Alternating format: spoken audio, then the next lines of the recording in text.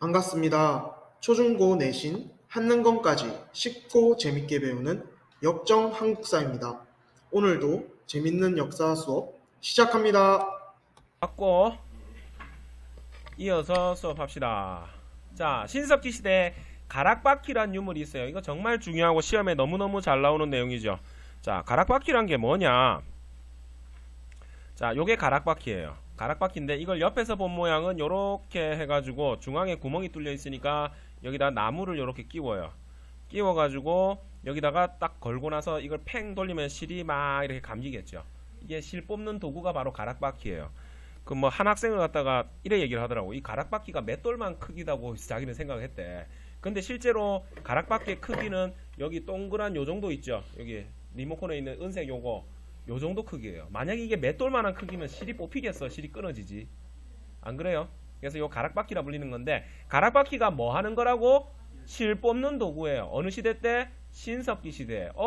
그럼 실 뽑아서 뭐 할까? 그렇지, 의복생활 했죠. 또 그물도 만들어서 대량으로 고기를 잡는 거예요. 고기를 잡기 위해서 어디에 산다? 바닷가에 사는 거예요. 농사 지으려고 어디 산다? 강가에 사는 거죠. 이제는 이동생활 안 하고 정착생활을 하게 된다는 거예요. 알겠습니까? 외우는 게 아니에요. 자, 그 다음에 자, 원시신앙이란 것이 이 시대에 드디어 등장하기 시작해요. 신석기 시대에. 원시신앙이 뭐냐? 여기 애니미즘과 토테미즘, 샤머니즘, 요걸 원시신앙이라 불리는 건데, 요 부분은 내신에선 정말 자주 나오는 내용이죠. 자, 애니미즘은 뭐냐? 자연현상을 숭배하는 거예요. 해나 달, 뭐 천둥, 번개 이런 걸 보고, 이제는 정착생활에서 농경생활을 하다 보니까 해나 달이나 이런 것들의 자연현상에 대해서 관심을 가지게 되고, 이 자연현상을 숭배하기 시작했다는 거예요. 자, 그리고 토테미즘은 뭐냐? 동물과 식물을 믿는 게 바로 토테미즘이에요. 근데 요게 애니미즘과 토테미즘이라는 용어 자체가 우리한테 잘 안 와닿다 보니까 이게 헷갈려요. 자, 애니메이션이 뭔지 알죠? 애니메이션이 뭐야? 만화죠. 근데 그 실제적인 만화는 움직이는 거야, 안 움직이는 거야? 안 움직이는 건데 애니메이션은 어때? 그림이 자연스럽게 움직이죠. 그래서 애니미즘이 뭐라고? 자연현상을 숭배하는 거다.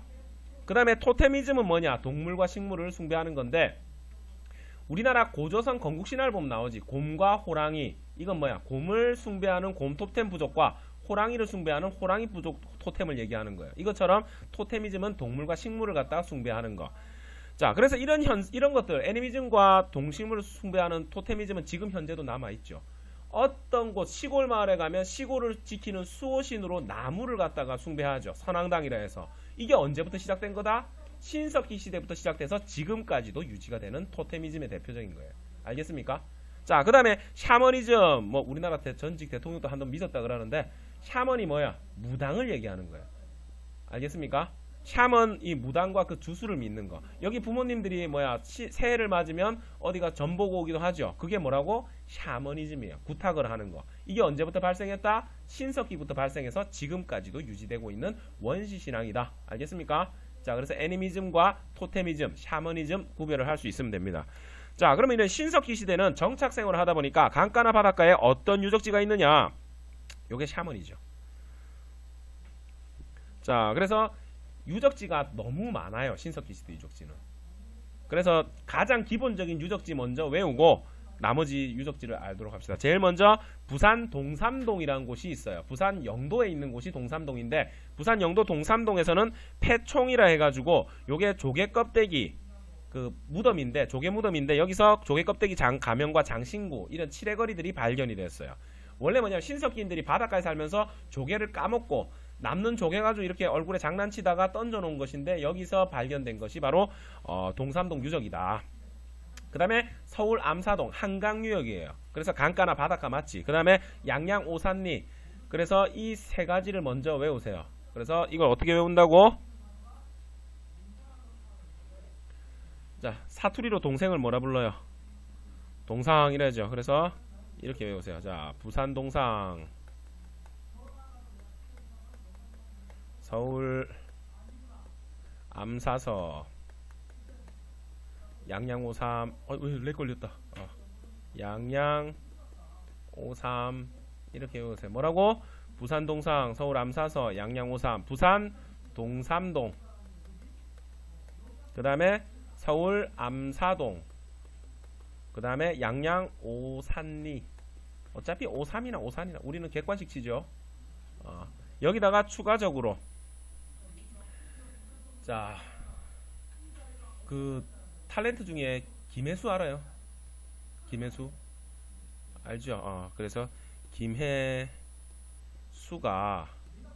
어렸을 때 너무너무 가난했대요. 그래서 고생문을 안 돼요. 얼마나 가난했는지요. 그래서 남경에 좁쌀 봉지를 들고 다녔다. 이렇게 외우세요. 그래서 김혜수가 고생문을 안다고, 그래서 남경 좁쌀 봉지 들고 다녔다. 이렇게 외우면서 김해수가리, 여기가 김해수가리에서 여기 근처죠. 김해수가리에서 신석기 시대 유적지가 발견되고, 이거는 고성의 문암리예요. 고성 문암리. 그 다음에 남경, 이거는 평양 남경 유적이고, 그 다음에 황해도, 여기는 황해도 봉산의 지탐리라는 곳에서 뭐가 발견됐느냐? 탄화된 좁쌀이 발견됐어요. 좁쌀이니까 어느 시대야? 신석기지. 그래서 김혜수가 고생문을 아는데 남경 좁쌀 봉지 들고 다녔다. 이렇게까지 외우면 더 완벽하겠죠. 공무원 시험 쳐도 돼. 그래서 부산 동상 서울 암사서 양양오삼 이걸 기본으로 깔고 김혜수가 고생문을 알아서 남경 좁쌀 봉지 들고 다녔다. 이렇게 연결해서 외우면 되겠지. 동굴 나오면 전부 다 어느 시대? 구석기. 그 다음에 부산 동상 서울 암사서 양양오삼 신석기. 알겠죠?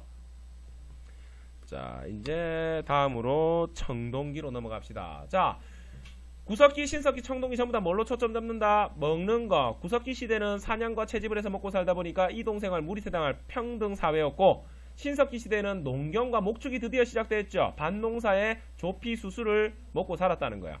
그래서 정착생활도 하고 토기가 등장하기 시작했다는 거야. 맞지? 정착생활을 하니까 강가나 바닷가에 움집을 짓고 살고, 요렇게 연결해가지고 하는 거고, 청동기 시대는 뭘 먹고 사느냐? 드디어 벼를 먹고 사는 거예요. 벼농사. 벼농사가 시작이 됐어요. 지금도 뭐 먹고 살아요? 벼, 쌀 먹고 살죠. 이 벼농사 때문에 엄청난 변화가 일어나게 돼요. 이 벼라는 작물 자체가 인구 부양력이 엄청 커요. 쌀 하나 심으면 수십 알이 나오죠. 그러다 보니까 이 쌀만 먹어도 사람은 먹고 사는데 아무 지장이 없다는 거예요. 그래서 잉여 생산물, 말 그대로 남는 생산물이 발생하게 되었다는 거예요. 이것 때문에 문제가 되죠. 자, 왜 이래? 자, 누구를 예를 들까? 이름 아무나 대봐. 그렇지, 승준이가 있어요. 승준이가 있고 또 누구? 뭐? 한국말로 해봐. 누구? 상문이. 자, 상문이가 있어. 자, 승준이는 어떤 사람이냐면 얘는 뭐야? 농사 지었다면 완전 농사에 타고난 농사꾼이야. 농사 지었다 하면 기본 100가마씩은 생산하는 거야. 근데 상문이는 뭐야? 얘는 뭐야? 고생문이 열려 있어. 그래서 어떻게? 농사 지었다 하면 10가마밖에 생산 못 해요. 근데 상문이 집에서 먹고 살려면 12가마가 필요해. 그럼 얘는 2달 굶어야 되지. 그때 승준이가 상문이한테 가지. 어이, 상무이. 먹고 살 거 없지? 야, 니 내 말 들으면 내가 10가마 줄게. 내 말 들을래? 하면 상문이가 저리 꺼져 이랄까? 아니요, 승준님 뭐든지 시켜만 주십시오. 딸랑딸랑 이렇게 갈까? 딸랑딸랑 하겠죠? 방금 지금 뭐가 발생했어? 10가마라는 남는 그 쌀을 주니까 상문이가 뭐? 미끼, 그렇지, 따까리가 됐어. 말 그대로 이제 뭐가 발생한다? 계급이 발생하기 시작했다는 거예요. 알겠습니까? 뭐 때문에? 벼농사 때문에. 벼농사가 시작되면서 잉여 생산물, 아까 승준이의 100가마가 발생하고, 이것 때문에 뭐가 발생했다? 계급이 분화됐다. 계급이 발생했다는 거예요. 계급 발생을 알려주는 유적이 바로 뭐냐? 고인돌이죠. 자, 요게 고인돌인데, 이게 왜 계급 발생을 알려주느냐? 여 밑에 있는 괴엠돌이 있고 위에 있는 이게 덮개돌이 있는데, 이 덮개돌이 대략 무게가 무거운 거는 20톤 정도 한다 그래요. 이 20톤에 있는 이 돌멩이를 갖다가 여 위에 얹으려면 수백 명이 동원돼야 되겠죠.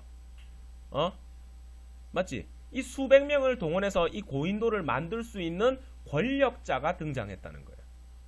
알겠습니까? 자, 그래서 다시 갑니다. 벼농사가 시작되는 바람에 잉여 생산물이 생겼고, 이 잉여 생산물 때문에 계급이 발생했다. 이 계급 발생을 알려주는 유적이 바로 뭐다? 고인돌이다. 왜? 수백 명을 동원해가지고 이런 고인돌을 만들 수 있는 권력자가 등장했다는 걸 알려준다는 거예요. 자, 요게 바로 북방식 고인돌이라고 얘기를 하고, 요게 남방식 고인돌. 이거는 탁자 모양으로 생겼다 해서 탁자형 고인돌. 이거는 바둑판처럼 생겼다 해서 바둑판형 고인돌이라 불러요. 자, 영어로 하면 이걸 돌맨이라 불러요. D-O-L-M-E-N. 돌맨이라 부르는데 고인돌을, 자, 이 전 세계에 있는 고인돌의 70%가 우리나라에 있어요. 우리나라는 그래서 고인돌의 나라라고 불리는데, 자, 우리나라 고인돌, 이것 때문에 유네스코가 지정한 세계 문화유산으로 책정된 것이 우리나라 고인돌이에요. 그래서 이것도 한번 알아둘 필요가 있죠. 자, 우리나라 고인돌은 어디서 발견되느냐? 강화도와 화순, 고창에 이쪽 지역에 고인돌이 많아요. 그래서 그냥 이래 외우세요. 강화 고인돌, 뭐라고? 강화 고인돌, 뭐라고? 강화. 그래서 강화, 화순, 고창 이러면 되겠지. 강화 고인돌 써놓고, 맞지? 그래서 강화 고인돌 이렇게 하면 되지. 자, 그 다음에 드디어 이제 청동기가 사용되다 보니까 농사 지을 때 청동기를 사용할까? 보통 이게 함정으로 많이 나오죠. 농사 지을 때는 청동기를 쓰지를 못해요. 왜?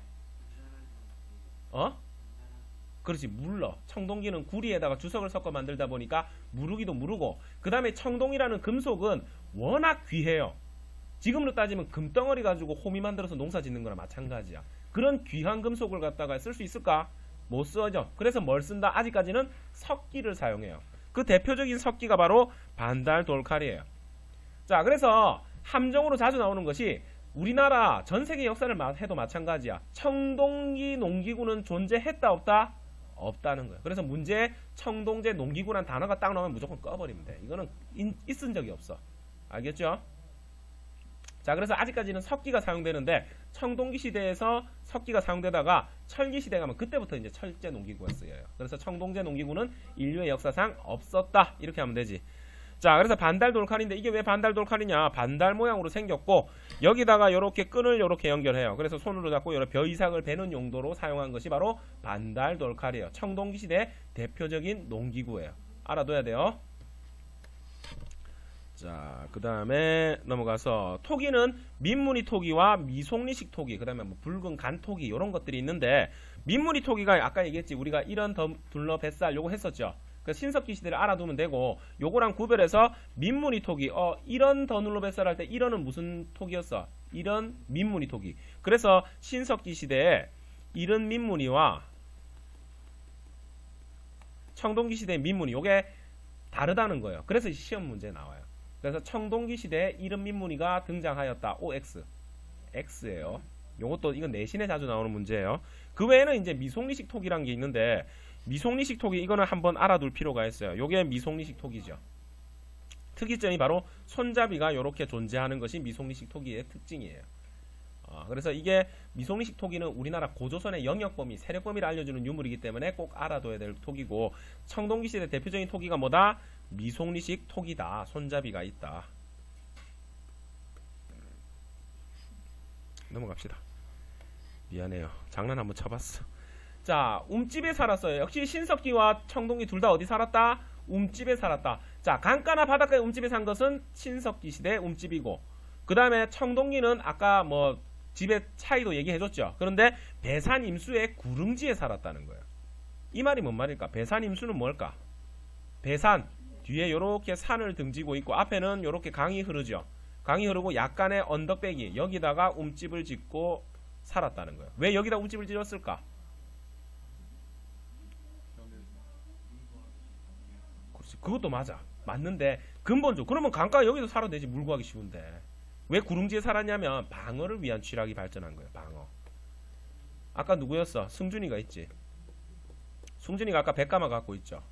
부하가 몇 명이야? 50명이에요. 그런데 여기 지호가 있어. 지호는 뭐냐?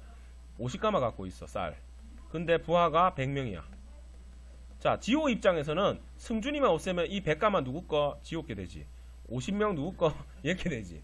그래서 뭐야? 지호는 승준이를 없앨라 될 거란 말이야. 그럼 승준이 그냥 죽어야 돼? 살아야 될 거 아니에요. 맞죠? 그래서 뭐야?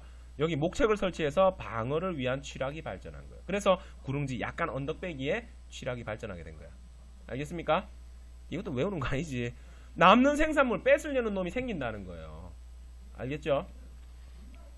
자, 그래서 이걸 보면 자, 지상가옥화 아까 얘기했고, 자, 여기 보니까 지금 요 화면 우리가 있는 쪽이 바로 산이고 여기 강이 요렇게 흐르죠. 약간의 언덕배기에 요렇게 목책을 설치해 가지고 방어를 위한 취락이 발전하는 거예요. 여기에 이게 땅을 파놓고 여기 사람이 들어가 있죠. 이걸 뭐라 부르느냐? 환호라고 불리는 거예요. 환호. 여기에 땅을 파놓으니까 사람이 여기를 건너가기가 쉽지가 않겠죠. 한마디로 해자처럼 이걸 방어를 위한 거예요. 요래 생겼어. 요래가 요렇게 해가지고 밑에 요렇게 떡 파여 있고 요래 돼 있단 말이야. 예를 들어서 아까 지호가 뭐야, 여기 목책이 이래 있는데 여기 누구야, 승준이가 있어. 승준이가 있는데 이 지호가 어째 이걸 넘어가려면 어째야 돼? 요 밑으로 들어가야 되지. 그러면 승준이가 여기서 죽어라 하면서 돌 던지면 뭐야, 아야 아야 하면서 피 터지겠지. 그게 이게 환호라는 거예요. 환호. 그래서 환호라는 단어가 등장하면 아, 청동기 시대에 구릉지의 취락이 발전한 거구나. 요거까지 알아두면 한국사 능력 시험 푸는데 도움은 되겠죠. 자, 넘어가서 자, 청동기 시대의 대표적인 유물, 청동으로 만든 비파형 동검, 그 다음에 거친 무늬 거울인데 이거 같이 발견이 돼요. 몰라도 돼. 그냥 비파형 동검이 있다고만 알면 되지. 자, 비파형 동검은 왜 비파형 동검이에요? 비파처럼 생겨서. 맞아요. 비파, 이 악기처럼 요렇게 생겼단 말이야. 요렇게 비파처럼. 그래서 요 중앙에 있는 요게 뭐냐면 피선이라 해서 비파형 동검은 이건 무기로 사용됐어요. 그래가지고 어떻게 돌려 앞으로 해가지고 가가지고 푹 찔러가 푹 돌려가 푹 빼면 뭐야, 아 많이 아프겠죠. 막 피도 막 줄줄줄 나오고. 그래서 비파형 동검이 대표적인 청동기 시대 유물이다. 아까 지호가 승준이 공격할 때 뭘 가지고 가? 비파형 동검 가지고 가는 거예요. 푹 찔러가지고 콕 하면 피도 나오고 아프기도 하고, 맞지? 죽죠. 자, 그래서 비파형 동검과 거친 무늬 거울이란 것이 있다. 자, 그 다음에 이제 청동기 시대 대표적인 무덤이 고인돌과 돌널 무덤이에요. 그래서 이것도 한번 알아둡시다. 내신을 위해서. 자, 청동기 시대 무덤과 철기 시대 무덤을 어떻게 알면 되느냐? 고인, 돌, 널, 독 이렇게 외웁시다. 뭐라고? 고인, 돌, 널, 독. 이제부터 이게 많이 나와요. 자, 그래서 이걸 막 완전히 절대음감처럼 고인돌러도 고인돌러도 고인돌러도 고인돌러도 고인돌러도 이렇게 할 수 있을 정도까지 똥 쌀 때마다 외워야죠. 자, 그래서 너를 중심으로 앞부분이 청동기, 뒷부분이 철기시대 무덤이죠. 그럼 청동기 시대 무덤 뭐냐? 고인돌과 돌널 무덤이죠. 자, 철기시대 무덤은 널무덤, 동무덤. 됐죠? 그래서 똥 쌀 때마다 외워두면 내신 풀 때 좋겠죠. 자, 청동시대 무덤이 뭐라고? 고인돌과 돌널 무덤. 철기시대 무덤은 널무덤, 동무덤. 잘했어.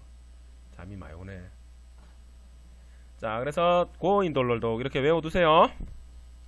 자, 그 다음에 이제 바위 그림이라 해서 이거는 수능에 한번 출제됐다가 오답률이 너무 높았던 게 하나 있어서 이걸 넣었는데 이게 울주방구대 암각화라고 얘기를 해요. 울주방구대 암각화인데 청동기 시대 이게 동굴에 있어가지고 이게 구석기 시대로 잘못 문제가 사람들이 잘못 푼 적이 있는데 이거 동굴이 아니에요. 울주방구대, 울산에 가면 방구대 암각화가 있는데 비스듬한 데다가 여기다 막 그려놨어. 청동기인들이 막 고래 잡아먹고 막 했던 거 이렇게 그려놨어요. 그래서 이걸 그려놨고, 그 다음에 고령 양전동에 가면 알터유적이라고 하는 게 있는데 요게 동심원 모양이 있죠. 이게 뭘 상징하냐면 태양을 상징해요. 그래서 이거는 뭐야, 사냥 성공 기원하면서 제사 지냈던 유적이라 생각하면 돼요. 사냥의 성공과 풍요를 기원했다. 이건 수능에 나와서 한번 넣었는데 몰라도 돼. 그냥 청동기구나 이래 생각하면 돼요. 동물이 아니니까. 알겠죠?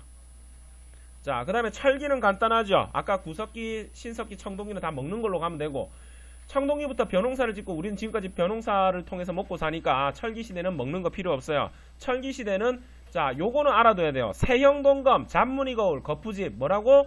세형동검, 잔무늬 거울, 거푸집. 이 세 가지가 시험에 나와요.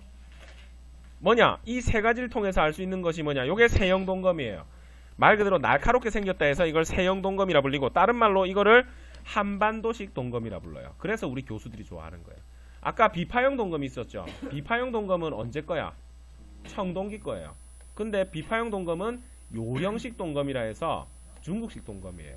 근데 이 세형 동검은 한반도에만 발견된다 해서 한반도식 동검이고, 세형 동검과 잔무늬 거울, 거친 무늬 거울은 비파형 동검과 발견되니까 잔무늬 거울, 그 다음에 거푸집, 이거는 뭐야? 청동을 찍어내는 틀이에요. 틀린데 이 세 가지를 통해서 시험 문제 자주 나오는 내용이 바로 뭐냐?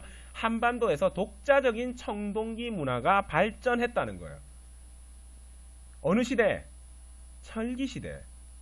그러면 쌤, 왜 철기 시대인데 청동기 문화가 우리 한반도에서 독자적으로 발전했다고 얘기를 합니까? 이래 물어보죠.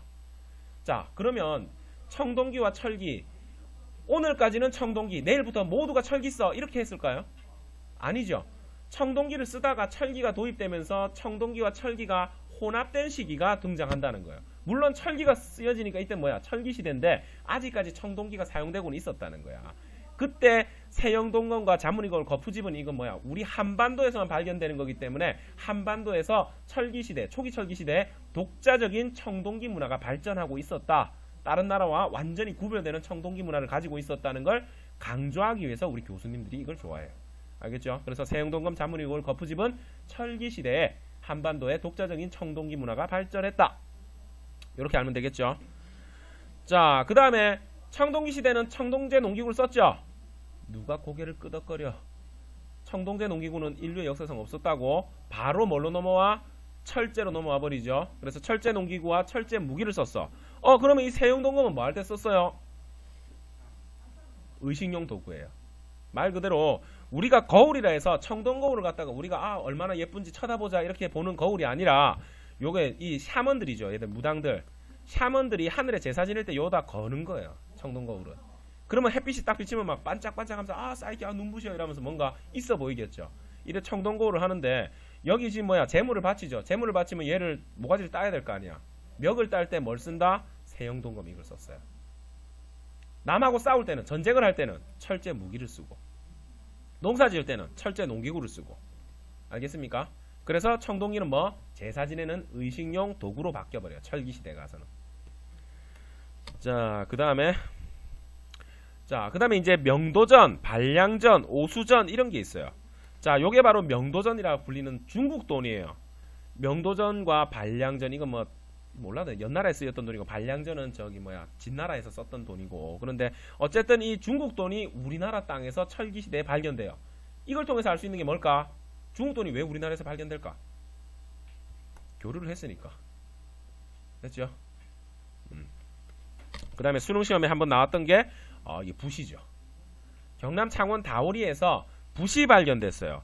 붓은 뭐 할 때 쓴다고? 그렇죠. 글씨 쓸 때 쓰죠. 맞죠? 근데 글씨는 언제 발명이 된다 그랬어요? 아까 청동기 시대에 발명이 돼요. 발명이 되는데, 근데 글씨는 청동기 시대에 발명이 된 건 맞는데 유물로서 우리가 알 수 있는 것은, 우리나라 유물은 철기 시대에 붓이 발견된 걸 알 수 있다는 거예요. 그래서 철기 시대에 쓰여진 거는 당연한 거고 청동기 시대도 쓰여졌을 것이다. 하지만 유물로서 알 수 있는 거는 철기 시대에 붓이 발견됐다는 거예요. 이 글자는 어떤 글자를 썼을까? 한글 썼을까? 아니죠. 무슨 글자? 한자를 썼겠죠. 한자는 어느 나라 글자예요? 그래서 중국과 교류를 할 수 있는 거예요. 자, 중국 돈을 통해서 할 수 있는 거 뭐? 중국과 교류를 했다. 붓을 통해서 할 수 있는 거, 문자 사용했는데 이거 알 수 있죠. 또 중국과 교류했다는 걸 알 수 있지. 알겠죠? 이 공통점은 뭐야? 중국과 교류를 할 수 있지. 자, 그 다음에 무덤. 무덤은 뭐야? 아까 얘기했죠. 고인돌러도 해가지고, 고인돌, 돌럴은 청동기, 널무덤, 동무덤, 이건 뭐라고? 철기 시대의 무덤이다. 자, 고조선. 목이야. 자, 고조선 건국신화 모르는 사람 있어요? 진짜? 자, 고조선 건국신화. 고조선의 세력 범위부터 먼저 알고 갑시다. 요령지방에서 한반도에 이르는 지역이라고 얘기를 하는데, 자, 요게 우리나라 한반도 지도가 있죠. 여기 동이족의 분포라 해서 우리 민족의 분포가 요만큼 있었는데, 그 중에서 여기 지금 내가 빨간색으로 색칠하는 이 지역이 바로 뭐냐? 고조선의 영역 범위예요. 고조선의 세력 범위를 알려주는 유물 세 가지 꼭 알아둬야 되죠. 뭐? 비파형 동검, 탁자식 고인돌, 미송리식 토기. 아까 들었던 거죠. 자, 고조선의 세력이 어디까지 미쳤는지 알 수 있는 세 가지가 뭐라고? 비파형 동검, 탁자식 고인돌, 미송리식 토기. 이거 정말 자주 나와요, 내신에는. 자, 비파형 동검, 탁자식 고인돌, 미송리식 토기. 이거 어느 시대 유물이에요? 청동기 시대 유물이죠. 그럼 고조선은 언제 만들어진 나라다? 청동기 시대에 만들어진 나라예요. 알겠습니까? 고조선이란 나라는 청동기 시대에 만들어졌다. 자, 그러면 이제 고조선 건국신화를 한번 하고 갑시다. 여기 보니까 곰과 호랑이 우적우적 처묵처묵 이렇게 하고 있죠. 자, 옛날 얘기 한번 하고 갑시다. 자, 단군신화. 단군신화를 얘기하자면 하늘을 다스리던 하늘신 환인이 있었고, 이 환인의 아들이 누구냐? 환웅이에요. 자, 환웅이 하늘에서 이 지상세계를 내려다보다가 지상에 내려가가지고 나라를 세워서 왕이 되고 싶은 거예요. 그래서 환인한테 얘기하죠. 아버지 나 내려가서 나라 세워도 돼? 하니까 그래 아들아 갔다 와라 하면서 친구를 붙여주죠. 그게 바로 누구냐? 풍백, 그렇지, 우사, 운사와 무리 3,000명을 띄워주죠. 그래서 얘들 데리고 태백산에 내려오니까, 그래서 나라를 세우려고 하는 찰나에 누가 찾아와요? 곰과 호랑이가 찾아오죠. 그래서 뭐라고 부탁해요? 사람이 되게 해달라고 얘기를 하죠. 그래서 환웅이 좋다. 쑥과 마늘을 먹으면서 동굴에서 햇빛 안 보고 100일을 버티면 사람이 될 수 있다 하니까 곰과 호랑이가 동굴에 들어가서 햇빛을 안 보면서 쑥과 마늘을 먹는데, 호랑이는 어째요? 나 고기 먹어야 돼 하면서 튕겨 나가버리죠. 곰은 어때요? 끝까지 참죠. 그래서 21일을 버티니까 갑자기 곰이 뭘로 변해요? 웅녀로 변하죠. 그랬는데 환웅이 웅녀 잘못 적었다.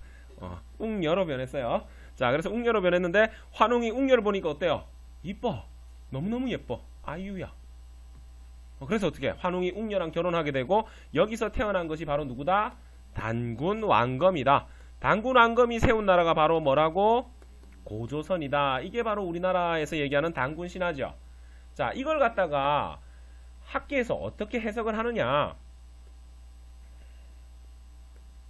자, 이 지역에는, 원래 한반도 지역에는 곰을 토템으로 믿는 곰부족이 살고 있었어요. 토템이 뭐라 그랬어요? 동물과 식물을 믿는 사상이라 그랬지. 원시신앙 언제 등장했다? 신석기에. 그 다음에 호랑이를 토템으로 믿는 호랑이 부족이 살고 있었어요. 이 지역으로 누가 이동을 해오느냐? 환웅부족이 이동을 해온 거예요. 환웅부족이 이렇게 이동을 해온 거라. 이 환웅부족의 특징은 뭐냐면 얘들은 선민사상을 갖고 있었어요. 선민사상. 선민사상이란 건 뭐냐면, 야, 니들은 기껏 곰, 호랑이 믿어. 우리는 어디서 내려온 애들이다? 하늘에서 내려왔잖아. 맞죠? 그러니까 니들하고 급이 다른 앞선민족이라는 거야. 선민사상이 뭐라고? 하늘에서 내려온 앞선민족이라는 선민사상을 가진 환웅부족이 이쪽으로 이동해왔어요. 또 환웅부족의 특징은 뭐냐? 농경문화를 가지고 있었다는 거예요. 농경문화를 알 수 있는 부분은 뭐예요? 풍백, 우사, 운사예요. 풍백은 뭐예요?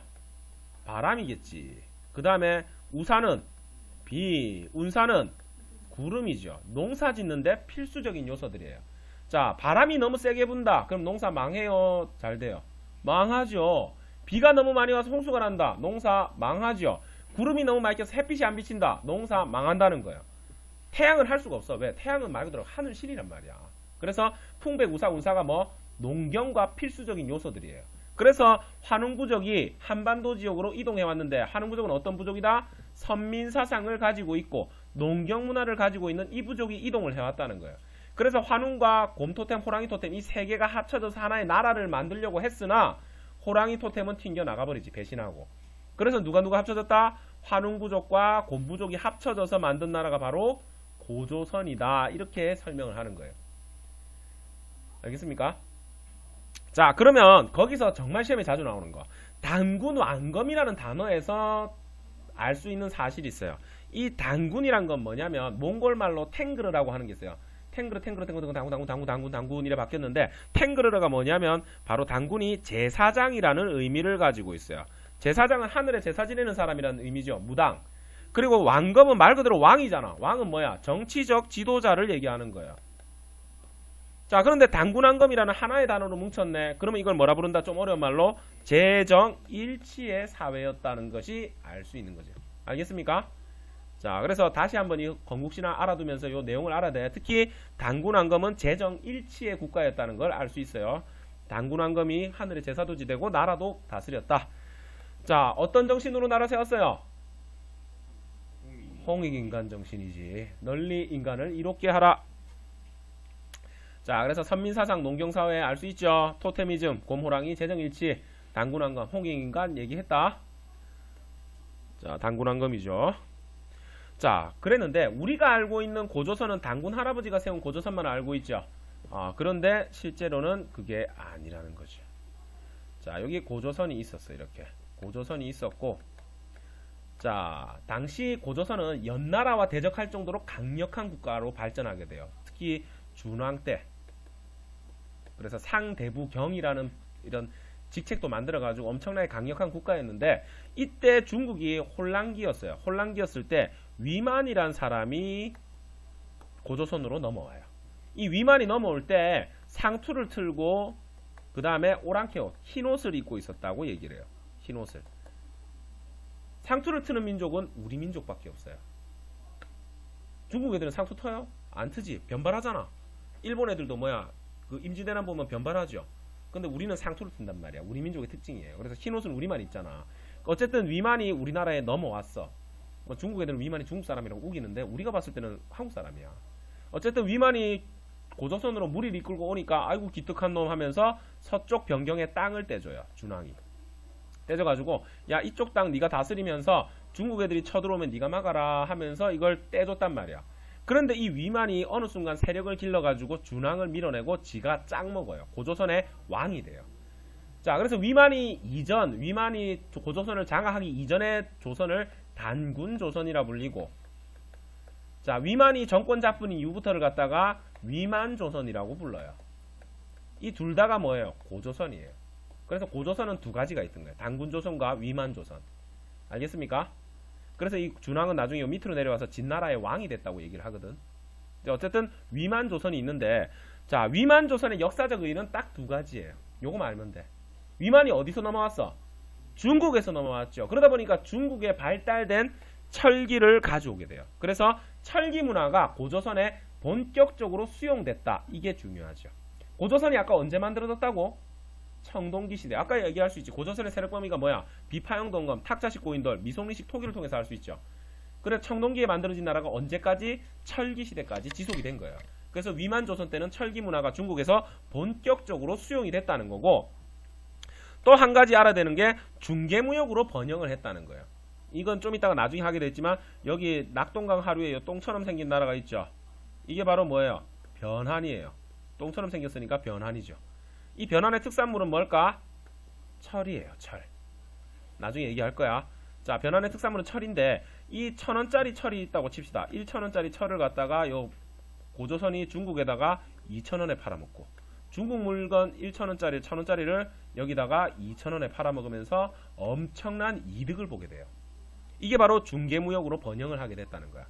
그 당시에 중국이 어떤 나라였냐면 한나라였고, 이 한나라에 무제라는 황제가 있는데 이게 빡치는 거야. 그래서 어떻게 공격해야지 하면서 쳐들어가가지고 고조선이 무려 1년을 넘게 항거하지만 왕검성, 수도였던 그 평양 왕검성이 함락되면서 멸망하게 되는 거예요. 알겠죠? 중개무역으로 번영했다. 철기문화가 본격적으로 수용됐다. 그것 때문에 한무제의 침입으로 멸망하게 되고 중국 한나라 사군이 설치되게 돼요. 사군이란 건 행정구역이에요.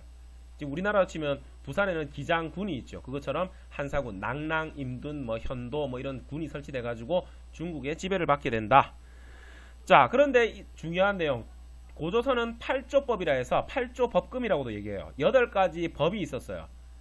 그 법 내용을 알아둬야 되는데, 다행히 8조법 전체가 전하는 건 아니고 3개만 전하죠. 김건희 눈 뜨세요. 자, 8조법의 내용, 사람을 죽인 자는 즉시 죽인다. 그러면 사람 죽이란 얘기야, 죽이지 말란 얘기야? 죽이면 안 되면, 죽이면 네가 죽어. 그럼 죽이지 마. 이거죠. 생명 존중 사상을 알 수 있다는 거예요. 자, 그 다음에 남에게 상처를 입힌 자는 곡식으로 갚는다. 남에게 상처 입히란 말이 입히지 말란 말이에요. 왜 입히지 말라 했을까? 이 당시에는 농사 짓는데 가장 중요한 게 노동력이에요. 그래서 노동력을 중요시했다는 거예요. 그 다음에 곡식으로 갚는다. 농경사회란 걸 알 수 있죠. 그냥 이거 해석하면 돼. 그 다음 마지막으로 남의 물건을 훔친 자, 도둑질을 한 자는 노비로 삼는다. 도둑질이란 것은 네 거 내 거가 있어야지 할 수 있죠. 자, 이거 누구 거예요? 이거 내 거죠. 이 핸드폰 내 건데 내 거 내가 훔칠 수 있어? 못 훔치죠. 자, 이거 누구 거야? 이거 훔칠 수 있어 없어요? 있어. 훔칠 수 있지. 왜? 남의 거, 네 거, 내 거가 있어야 되지. 한마디로 사유재산을 보호한다는 거예요. 또 노비로 삼는다. 노비가 있으면 또 뭐가 있어? 그렇지. 주인이 있을 거 아니야. 좀 있으면 김건희 이제 노비문서 쓰게 될 건데. 주인님 해봐. 자, 그래서 자, 노비로 삼는다. 노비가 있으면 주인이 있다. 이 말은 뭔 말이다? 계급 사회였다는 걸 알 수 있다는 거예요. 알겠습니까? 이거 외우는 거 아니지. 그냥 하나 보면 해석하면 돼. 다행히 3개밖에 없어. 8개 다 있었으면 우리 8개 다 해야 돼. 안 해도 돼. 왜? 기록이 없어. 됐죠? 자, 그러다가 나중에 한나라 사군이 설치된 이후에 이 8조법으로도 나라가 돌아갔는데 60여 조로 증가하게 돼버려요. 그러면 나라가 살기가 좋을까 안 좋을까? 안 좋아지지. 법이 많으면 살기가 좋은 거야 안 좋은 거야? 안 좋은 거지. 각박해진다는 얘기야. 자, 그 다음에 초기의 국가들. 와, 이건 좀 애매하긴 한데 위치부터 한번 깔고 들어갑시다. 알겠습니까? 자, 이거는 초기의 국가들. 이거는 어느 시대를 얘기하느냐? 고조선이 멸망한 다음이에요. 바로 철기시대를 얘기하죠. 철기시대 초기 국가 여러 나라들을 얘기하는 거예요. 자, 철기시대 여러 나라들 중에 위치부터 알아둬야 돼. 내신은 자주 나와요. 자, 철기시대 여러 나라. 제일 위에 있는 나라가 어떤 나라냐? 그렇지, 부여예요. 그 다음에 부여에서 나온 나라가 고구려예요. 자, 고구려의 압박을 받아서 크게 성장하지 못하다가 나중에 고구려한테 먹혀버리는 나라. 그게 바로 옥저와 동해예요. 그 다음에 여기 똥처럼 생긴 나라 변한. 그 다음에 나머지는 몰라도 돼. 마한, 진한 해가지고 이걸 3개를 합쳐서 삼한이라 불렀다. 알겠습니까? 자, 고구려 건국신화를 먼저 하고 가야 되겠다. 내일 수업하기 전에 이거 뭐 부여 진도 나가기 전에 그냥 해버릴까? 한 10분 남았으니까 부여 고구려까지 가자.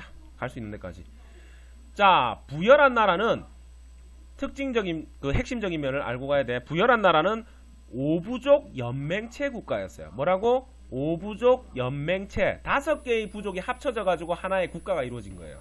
그래서 오부족 연맹체 국가인데, 그러면 그 부족이 뭐냐? 마가, 우가, 저가, 구가. 뭐라고? 마가, 우가, 저가, 구가. 자, 그래서 그러면 마가, 우가, 저가, 구가. 그러면 4부족이잖아. 왕도 하나의 부족이에요. 그래서 5개의 부족이 힘을 합친 거야. 이게 오부족 연맹체예요. 그러면 왕이 이 나라 전체, 부여란 나라 전체를 다스렸느냐? 아니라는 거예요. 오부족 연맹체라는 얘기는 뭐냐?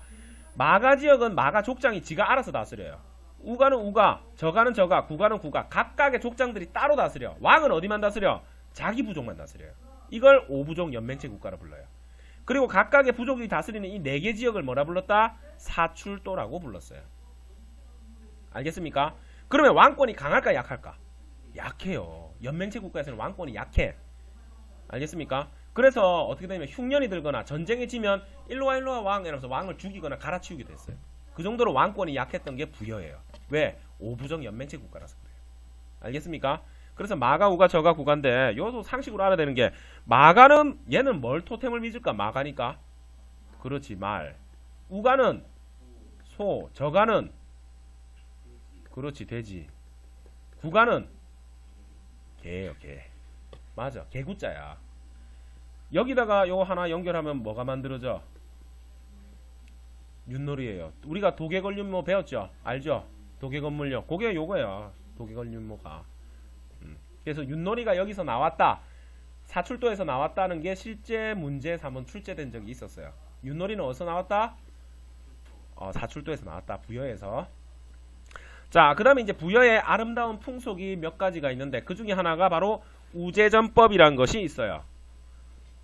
순장부터 가야 되겠네. 순장은 뭐냐? 아름다운 풍속이죠. 자, 뭐냐? 높은 사람이 죽으면 그걸 모시기 위해서 같이 파묻는 제도. 이게 바로 아름다운 풍속 순장이죠. 그나마 우리 부여, 우리나라는, 우리 민족은 인도적이라 가지고 많이 죽이지는 않았어. 기껏 많으면 한 200명 정도 같이 묻었다 그러고. 여기 중국 사람 없죠? 중국 애들 일단 묻었다 가면 1000명 단위죠. 기본 1000단위를 묻었어. 그리고 우리는 기본적으로 죽여서 묻었지 산채로 묻거나 이런 짓은 잘 안 했어. 우리는 그만큼 인도적인 민족이죠. 중국 애들 어째? 산채로 묻어버렸어요. 그러면 이게 산채로 묻었는지 죽어서 묻었는지 어떻게 아느냐? 뼈다구가 막 흐트러져 있으면 이건 뭐야? 산채로 묻었다는 얘기죠. 근데 가지런하게 나져 있으면 죽여서 묻었다는 얘기죠. 여기 보니까 순장, 부여 순장인데 이 특징적인 게 뭐야? 머리가 하나씩 다 없죠. 죽여서 이렇게 가지런하게 묻었다는 얘기예요. 아름다운 풍속이죠. 이 시대에 만약에 왕이나 누가 죽을 것 같다. 그럼 어째야 돼? 순장의 대상이 될 것 같다. 그럼 어째야 돼?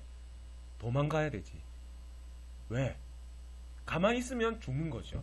도망가다가 잡히면 죽죠. 도망가다 안 잡히면 그렇죠. 살 수 있는 가능성은 뭐야? 도망가는 거예요. 내가 같으면 바로 도망가야지. 어쨌든 이런 순장의 풍속이 있었던 게 어느 나라라고? 부여다. 자, 그 다음에 우제전법이란 건 뭐냐면, 자, 부여란 나라는 사출도도 있었고 왕권이 강했어요, 약했어요? 약해요. 그러다 보니까 하늘에다가 자기 권위를 맡기는 거예요. 다른 나라랑 전쟁을 하고 싶어. 그러면 야 전쟁하자면 마가 우가 저가 구가 적장들이 안 해. 이래버린단 말이에요. 그래서 어떻게 하느냐? 우제전법. 소 발굽을 갖다가 불에다 이렇게 갖다 대요. 갖다 대면 쩍 갈라지지. 갈라지는 거 보고 점을 쳐가지고 자 이거 다른 나라랑 전쟁하는 것은 하늘의 뜻이다 하면서 우제전법을 쓴 거예요. 물론 전쟁에서 지면 어떻게? 죽이거나 왕을 갈아치우기도 했다. 알겠죠? 우제전법이란 게 있었다. 자, 그 다음에 부여란 나라에서는 도둑질하면 12배로 배상하는 것. 이걸 좀 어려운 말로 일책 12법이라고 불러요. 공무원 시험에 자주 나오지. 일책 12법. 뭐야? 12배로 배상하는 거예요. 자, 핸드폰 하나 훔쳤어요. 그럼 어째? 핸드폰 12개로 갚아야 돼. 이게 바로 뭐라고? 부여의 일책 12법이다. 12배 배상이다. 자, 그 다음에 부여의 제천행사가 영고라고 불리는 제천행사가 있어요. 자, 다른 나라의 제천행사 이제 좀 있으면 배우게 될 건데 다른 나라의 제천행사는 전부 다 10월이에요. 근데 영고만 부여만 12월이야. 왜 그럴까? 그렇지, 맞아. 이쪽은 추운 지방이다 보니까 농사가 잘 안 돼요. 그래서 사냥을 많이 가는데 사냥을 하려면 음력 12월이면 눈이 많이 오겠죠. 그래서 그 눈길만 따라가도 발자국만 따라가도 농사를 지을 수 있어서 수렵사회의 풍습이 남아있는 것이 부여의 12월 달의 영고라는 제천행사다. 자, 그 다음에 고구려. 자, 고구려는 어디서 나왔다 그랬죠? 부여에서 나왔죠. 자, 고구려 건국신화만 하고 끝냅시다. 고구려 건국신화. 자, 부여의 왕이 하나 있었어요. 부여의 어떤 왕이냐면 금화왕이 하나 있었는데 금화왕, 금개구리처럼 생겼다 해서 금화왕이라 불렀어요. 못생겼다는 얘기죠. 자, 이 금화왕이 하루는 사냥을 갔다가 강가에서 어떤 여자가 울고 있는 걸 보게 돼요. 이 여자한테 아가씨 왜 울고 있어요? 하고 물어보니까 본인은 갑자기 운명이 왜 따라와? 저 뭐야? 송화강신 하백의 딸 유화라고 하는데 이 유화가 사귀었던 남자가 있었어요. 그게 뭐냐면 하늘신 헤브루의 아들 헤모수랑 둘이서 사귄 거예요. 그랬는데 이 헤모수가 나쁜 남자예요. 도망갔어요. 근데 유화가 임신을 했네. 그래서 이 유화가 쫓겨난 거예요. 쫓겨나가지고 강가에서 울고 있습니다 하니까 금화왕이 유화를 보니까 어때? 이뻐. 그래서 자기 궁궐로 데리고 오죠. 데리고 와가지고 그 유화를 따라다니면서 해가 비추더니 유화가 임신을 해가지고 나중에 출산을 하는데 뭘 낳게 돼요? 알을 낳아버리죠. 그래서 이건 불길한 징조다 해서 갖다 버려라 시키니까 마구간에 갖다 버리니까 소나 말들이 다 피하고 바깥에 갖다 버리니까 새들이 와서 이걸 품어주고 그래서 이거 안 되겠다 엄마한테 돌려줘 하니까 유화가 이 알을 따뜻한 곳에서 누우니까 사내아이가 태어나더라. 그 사내아이가 한 6살쯤 되었을 때 장난감 활과 화살을 만들어주니까 방 안에 있는 파리를 전부 다 명중시켜서 잡아버리는 거예요. 우와, 활을 너무너무 잘 쏜다 해서 얘를 이름을 주몽이라고 이름을 짓게 되죠. 그런데 이 금화왕한테는 7명의 왕자들이 있었어요. 이 왕자가 이 주몽을 갖다가 시기 질투하게 되는 거예요. 질투하니까 주몽은 살아남기 위해서 어디에요? 도망가죠. 알겠어요? 이 도망가서 졸본 지역에 세운 나라가 바로 고구려라는 나라다. 자, 여기서 알 수 있는 내용은 뭘까? 고구려는 어디서 나왔다? 부여에서 나왔다는 걸 알 수 있죠. 그래서 고구려와 부여는 비슷한 내용들이 많아요. 자, 부여가 몇 부족 연맹체? 5부족 연맹체. 그럼 고구려는 몇 부족 연맹체일까? 5부족 연맹체예요. 자, 부여는 마가, 우가, 저가, 구가가 있었죠. 그런데 고구려는 마가, 우가, 저가, 구가는 없었어. 고추가, 상가라고 불리는 대가들이 존재를 했는데 이 대가들이 모여서 회의를 하는 것을 모두 제자를 써가지고 모든 가들이 회의를 한다 해서 제가회의라 불렀어요. 한자도 적어줄까? 갑자기 기억이 안 난다. 이건가? 이 앞에 들어가나? 제가회의. 이게 제가회의예요. 그래서 모든 가들이 모여서 회의를 한다 해서 뭐? 제가회의예요. 알겠습니까? 예. 여기까지 하고 다음 시간에 연결해서 가도록 합시다. 오늘 했던 거 인간 꼭 복습하세요. 영상이 도움이 되셨다면 구독과 좋아요, 댓글까지 남겨주시면 감사하겠습니다.